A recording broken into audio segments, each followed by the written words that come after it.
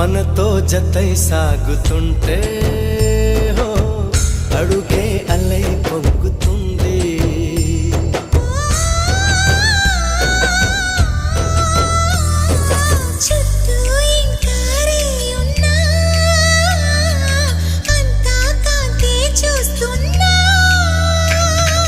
ఎక్కడ ఎక్కడ ఎక్కడ వెక్కువ అంటూ రెక్కలు విప్పుకు ఎగిరే కళ్ళు దిక్కులు తెంచుకు దూసుకుపోతూ ఉంటే